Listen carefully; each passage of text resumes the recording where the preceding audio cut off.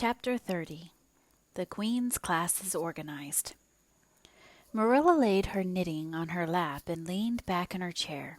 Her eyes were tired, and she thought vaguely that she must see about having her glasses changed the next time she went to town, for her eyes had grown tired very often of late.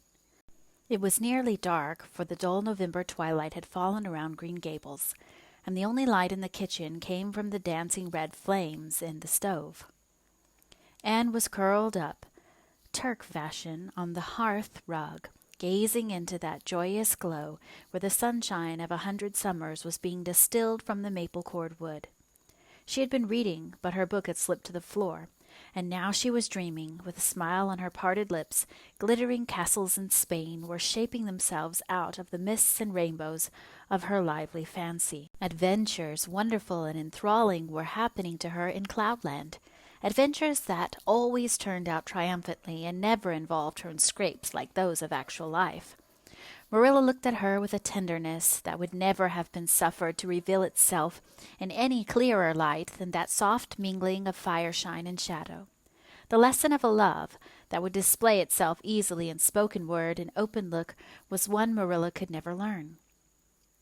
But she had learned to love this slim, gray-eyed girl with an affection all the deeper and stronger from its very undemonstrativeness. Her love made her afraid of being unduly indulgent indeed. She had an uneasy feeling that it was rather sinful to set one's heart so intensely on any human creature as she had set hers on Anne. And perhaps she performed a sort of unconscious penance for this by being stricter and more critical than if the girl had been less dear to her. Certainly Anne herself had no idea how Marilla loved her. She sometimes thought wistfully that Marilla was very hard to please and distinctly lacking in sympathy and understanding, but she always checked the thought reproachfully, remembering what she owed to Marilla. "Anne," said Marilla abruptly, "Miss Stacy was here this afternoon when you were out with Diana." Anne came back from her other world with a start and a sigh. "Was she? Oh, I'm so sorry I wasn't in. Why didn't you call me, Marilla? Diana and I were only over in the haunted wood. It's lovely in the woods now. All the little wood things, the ferns and the satin leaves and the cracker berries, have gone to sleep, just as if somebody had tucked them away until spring under a blanket of leaves. I think it was a little gray fairy with a rainbow scarf that came tiptoeing along the last moonlight night and did it. Diana wouldn't say much about that, though. Diana has never forgotten the scolding her mother gave her about imagining ghosts into the haunted wood. It had a very bad effect on Diana's imagination. It blighted it. Mrs. Lynde says Myrtle Bell is a blighted being. I asked Ruby Gillis why Myrtle was blighted, and Ruby said she guessed it was because her young man had gone back on her. Ruby Gillis thinks of nothing but young men, and the older she gets, the worse she is. Young men are all very well in their place, but it doesn't do to drag them into everything, does it? Diana and I are thinking seriously of promising each other that we will never marry, but be nice old maids and live together forever. Diana hasn't quite made up her mind, though, because she thinks perhaps it would be nobler to marry some wild, dashing, wicked young man and reform him. Diana and I talk about a great deal about serious subjects now, you know. We feel that we are so much older than we used to be that it isn't becoming to talk of childish manners. It's such a solemn thing to be almost 14, Marilla. Miss Stacy took all us girls who are in our teens down to the brook last Wednesday and talked to us about it. She said we couldn't be too careful what habits we formed and what ideals we acquired in our teens, because by the time we were 20, our characters would be developed and the foundation laid for our whole future life. And she said if the foundation was shaky, we could never build anything really worthwhile on it. Diana and I talked the matter over coming home from school.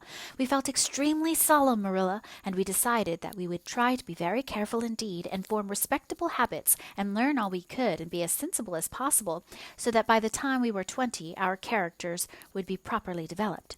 It's perfectly appalling to think of being 20, Marilla. It sounds so fearfully old and grown up.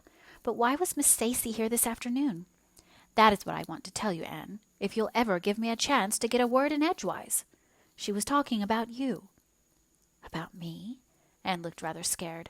Then she flushed and exclaimed, "Oh, I know what she was saying. I meant to tell you, Marilla. Honestly, I did, but I forgot. Miss Stacy caught me reading Ben-Hur in school yesterday afternoon when I should have been studying my Canadian history. Jane Andrews lent it to me. I was reading it at dinner hour, And I had just got to the chariot race when school went in. I was simply wild to know how it turned out, although I felt sure Ben-Hur must win, because it wouldn't be poetical justice if he didn't. So I spread the history open on my desk lid and then tucked Ben-Hur between the desk and my knee. It just looked as if I were studying Canadian history, while all the while I was reveling in Ben-Hur. I was so interested in it that I never noticed Miss Stacy coming down the aisle until all at once I just looked up, and there she was looking down at me, so reproachful-like. I can't tell you how ashamed I felt, Marilla, especially when I heard Josie Pye giggling. Miss Stacy took Ben-Hur away, but she never said a word then. She kept me in at recess and talked to me. She said I had done very wrong in 2 respects. First, I was wasting the time I ought to have put on my studies, and secondly, I was deceiving my teacher in trying to make it appear I was reading a history, when it was a storybook instead. I had never realized until that moment, Marilla, that what I was doing was deceitful. I was shocked. I cried bitterly and asked Miss Stacy to forgive me, and I'd never do such a thing again, and I offered to do penance by never so much as looking at Ben-Hur for a whole week, not even to see how the chariot race turned out. But Miss Stacy said she wouldn't require that, and she forgave me freely. So I think it wasn't very kind of her to come up here to you about it after all. Miss Stacy never mentioned such a thing to me, Anne, and it's only your guilty conscience that's the matter with you.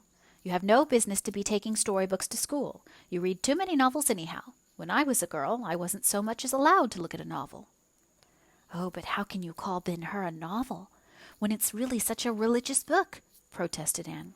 Of course, it's a little too exciting to be proper reading for Sunday, and I only read it on weekdays, and I never read any book now unless either Miss Stacy or Mrs. Allen thinks it is a proper book for a girl 13 3/4 to read. Miss Stacy made me promise that. She found me reading a book one day called The Lurid Mystery of the Haunted Hall. It was one Ruby Gillis had lent me, and oh, Marilla, it was so fascinating and creepy, it just curdled the blood in my veins. But Miss Stacy said it was a very silly, unwholesome book, and she asked me not to read any more of it or any like it. I didn't mind promising not to read any more like it, but it was agonizing to give back that book without knowing how it turned out. But my love for Miss Stacy stood the test, and I did. It's really wonderful, Marilla, what you can do when you're truly anxious to please a certain person. Well, I guess I'll light the lamp and get to work, said Marilla. I see plainly that you don't want to hear what Miss Stacy had to say. You're more interested in the sound of your own tongue than in anything else. Oh, indeed, Marilla, I do want to hear it, cried Anne contritely. I won't say another word, not one.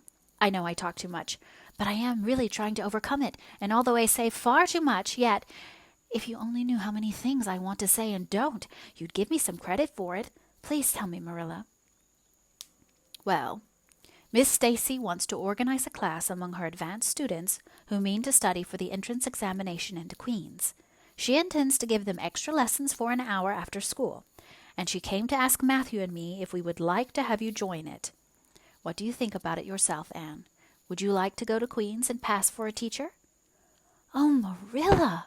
Anne straightened to her knees and clasped her hands. It's been the dream of my life, that is, for the last 6 months, ever since Ruby and Jane began to talk of studying for the entrance, but I didn't say anything about it because I supposed it would be perfectly useless. I'd love to be a teacher, but won't it be dreadfully expensive? Mr. Andrews says it cost him $150 to put Prissy through, and Prissy wasn't a dunce in geometry. I guess you needn't worry about that part of it. When Matthew and I took you to bring up, we resolved we would do the best we could for you and give you a good education. I believe in a girl being fitted to earn her own living, whether she ever has to or not. You'll always have a home at Green Gables as long as Matthew and I are here. But nobody knows what is going to happen in this uncertain world, and it's just as well to be prepared. So you can join the Queen's class if you like, Anne. Oh, Marilla, thank you! Anne flung her arms about Marilla's waist and looked up earnestly into her face. I'm extremely grateful to you and Matthew, and I'll study as hard as I can and do my very best to be a credit to you. I warn you not to expect much in geometry, but I think I can hold my own in anything else if I work hard. I dare say you'll get along well enough. Miss Stacy says you are bright and diligent. Not for worlds would Marilla have told Anne just what Miss Stacy had said about her. That would have been to pamper vanity. You needn't rush to any extreme of killing yourself over your books. There is no hurry. You won't be ready to try the entrance for a year and a half yet. But it's well to begin in time and be thoroughly grounded, Miss Stacy says. "I shall take more interest than ever in my studies now," said Anne blissfully, "because I have a purpose in life. Mr. Allen says everybody should have a purpose in life and pursue it faithfully. Only he says we must first make sure that it is a worthy purpose. I would call it a worthy purpose to want to be a teacher like Miss Stacy. Wouldn't you, Marilla? I think it's a very noble profession." The Queen's class was organized in due time. Gilbert Blythe, Anne Shirley, Ruby Gillis, Jane Andrews, Josie Pye, Charlie Sloane, and Moody Spurgeon McPherson joined it. Diana Barry did not, as her parents did not intend to send her to Queen's. This seemed nothing short of a calamity to Anne. Never since the night on which Minnie May had had the croup had she and Diana been separated in anything. On the evening when the Queen's class first remained in school for the extra lessons, and Anne saw Diana go slowly out with the others, to walk home alone through the birch path and violet vale, it was all the former could do to keep her seat and refrain from rushing impulsively after her chum. A lump came into her throat, and she hastily retired behind the pages of her uplifted Latin grammar to hide the tears in her eyes. Not for worlds would Anne have had Gilbert Blythe or Josie Pye see those tears. "But oh, Marilla, I really felt that I had tasted the bitterness of death, as Mr. Allen said in his sermon last Sunday, when I saw Diana go out alone," she said mournfully that night. "I thought how splendid it would have been if Diana had only been going to study for the entrance too, but we can't have things perfect in this imperfect world, as Mrs. Lynde says. Mrs. Lynde isn't exactly a comforting person sometimes, but there's no doubt she says a great many very true things.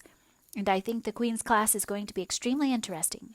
Jane and Ruby are just going to study to be teachers. That is the height of their ambition. Ruby says she will only teach for 2 years after she gets through, and then she intends to be married. Jane says she will devote her whole life to teaching and never, never marry, because you are paid a salary for teaching, but a husband won't pay you anything, and growls if you ask for a share in the egg and butter money.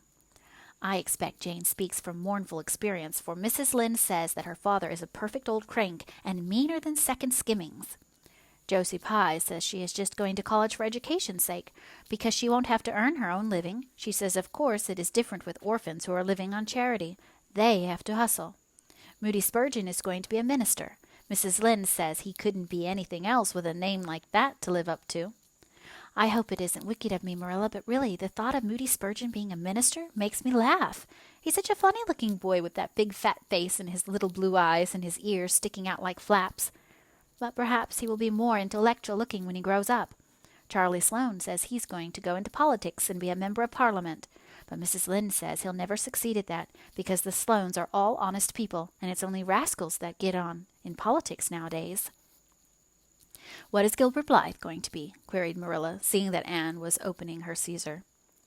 "I don't happen to know what Gilbert Blythe's ambition in life is, if he has any," said Anne scornfully. There was open rivalry between Gilbert and Anne now. Previously, the rivalry had been rather one-sided, but there was no longer any doubt that Gilbert was as determined to be first in class as Anne was. He was a foeman worthy of her steel. The other members of the class tacitly acknowledged their superiority and never dreamed of trying to compete with them. Since the day by the pond when she had refused to listen to his plea for forgiveness, Gilbert, save for the aforesaid determined rivalry, had evinced no recognition whatever of the existence of Anne Shirley. He talked and jested with the other girls, exchanged books and puzzles with them, discussed lessons and plans, sometimes walked home with one or the other of them from prayer meeting or debating club. But Anne Shirley he simply ignored, and Anne found out that it is not pleasant to be ignored. It was in vain that she told herself with a toss of her head that she did not care. Deep down in her wayward, feminine little heart, she knew that she did care, and that if she had the chance of the Lake of Shining Waters again, she would answer very differently. All at once, as it seemed, and to her secret dismay, she found that the old resentment she had cherished against him was gone. Gone just when she most needed its sustaining power.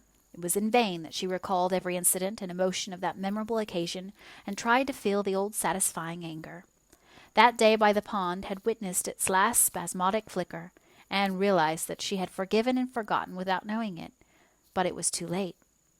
And at least neither Gilbert nor anybody else, not even Diana, should ever suspect how sorry she was and how much she wished that she hadn't been so proud and horrid. She determined to shroud her feelings in deepest oblivion, and it may be stated here and now that she did it, so successfully that Gilbert, who possibly was not quite so indifferent as he seemed, could not console himself with any belief that Anne felt his retaliatory scorn. The only poor comfort he had was that she snubbed Charlie Sloane unmercifully, continually, and undeservedly. Otherwise, the winter passed away in a round of pleasant duties and studies. For Anne, the days slipped by like golden beads on the necklace of the year. She was happy, eager, interested.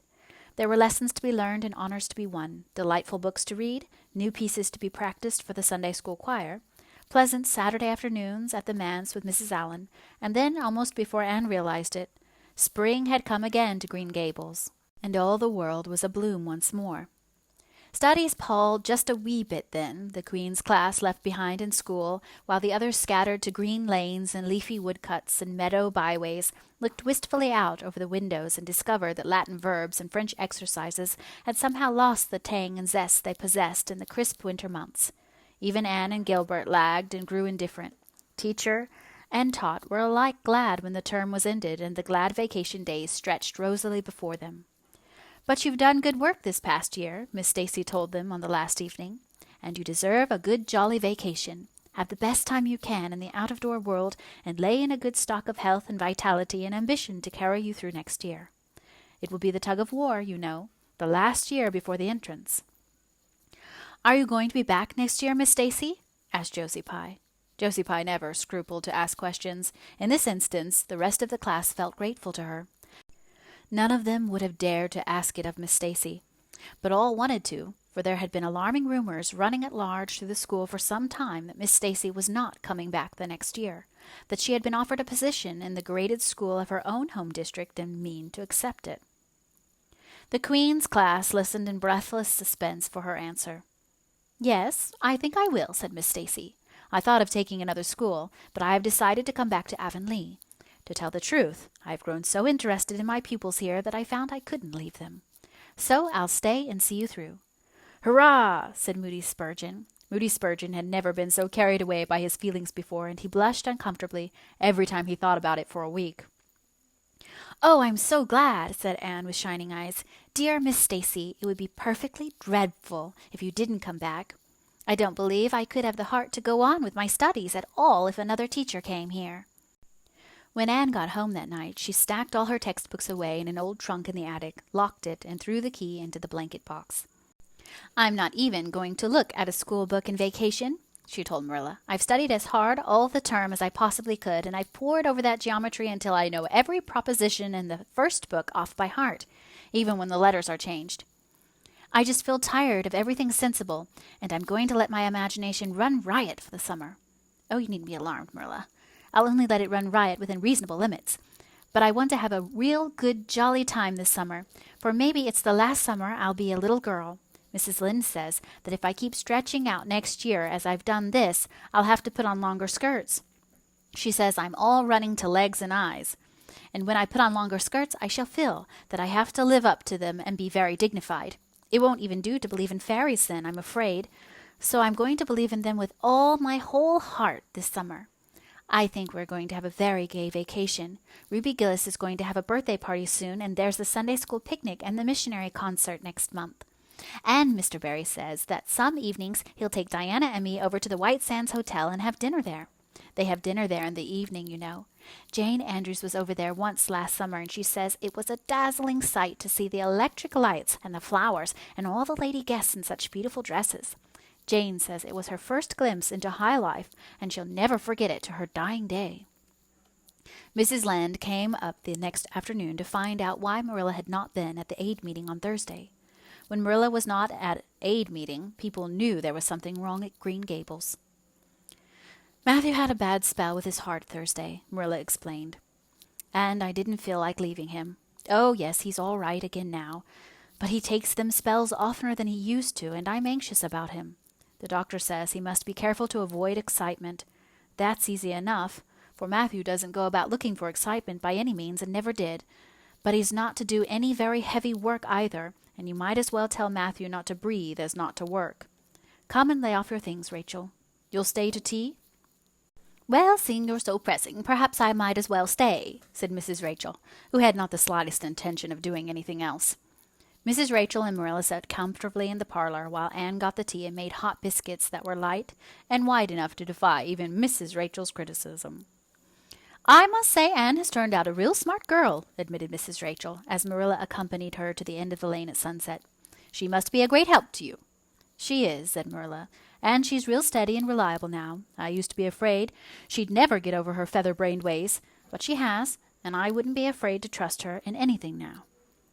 I never would have thought she'd have turned out so well that day when I saw her 3 years ago, said Mrs. Rachel. Lawful heart, shall I ever forget that tantrum of hers? When I went home that night, I says to Thomas, says I, mark my words, Thomas, Marilla Cuthbert'll live to rue the steps she's took. But I was mistaken, and I'm real glad of it. I ain't one of those kind of people, Marilla, as can never be brought to own up that they've made a mistake. No, that never was my way, thank goodness. I did make a mistake in judging Anne, but it weren't no wonder, for an oughter expected her witch of a child there never was in the world, that's what. There was no ciphering her out by the rules that worked with other children. It's nothing short of wonderful how she's improved these 3 years, but especially in looks. She's a real pretty girl got to be. Though I can't say I'm overly partial to that pale, big-eyed style myself. I like more snap and color, like Diana Barry has, or Ruby Gillis.